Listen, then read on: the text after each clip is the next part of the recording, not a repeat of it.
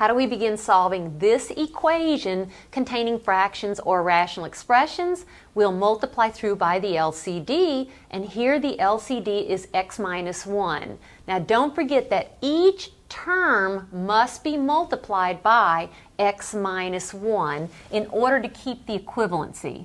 So it's x minus 1 times the first term x, and then minus x minus 1 times this term, 14 over x minus 1, is equal to x minus 1 times 4. Every single term is multiplied by x minus 1. So x minus 1 times the last term, 2x over x minus 1.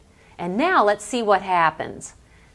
Here I have x times x minus 1. I'll just rewrite that. X times x minus 1.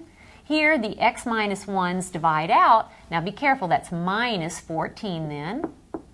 Is equal to, I'll have 4 times x minus 1. I'll work on that in just a moment. And then these x minus 1's divide out, and I have minus 2x. Now let's remove parentheses and start solving. That's x squared minus x minus 14 is equal to 4x minus 4 minus 2x. Notice we have a quadratic equation. So how do we try to solve this quadratic equation? We move all terms to the left side and set it equal to 0. And I'm moving it to the left side since my x squared term is over there. So let's begin with that. I'll have x squared. Now you may want to take a few more steps, but notice I have 4x minus 2x, which is 2x on the right side. I will then subtract 2x from both sides, and negative x minus 2x, that's minus 3x. One more time, go ahead and take a step and combine these two terms. Those will be 2x. Then if I subtract 2x from both sides, negative 1x minus 2x is negative 3x. And then I have negative 14, and then I will add 4 to both sides, so I'll have minus 10 is equal to 0. Now what do? I factor, or I try and factor, that trinomial.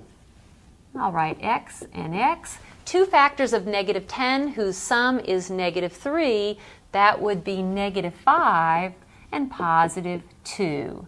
And then remember, once we've factored on one side, we have 0 on the other side, we set each factor equal to 0, or x plus 2 is equal to 0. How do I solve this? I add 5 to both sides, so x is 5, or here I'll subtract 2 from both sides, x is negative 2.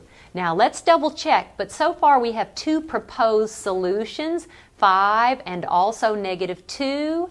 Will those be okay looking at our original rational equation? The answer is yes. The only value for x that would make the denominator 0 is 1. And notice neither of my proposed solutions is 1, so there I have my two solutions.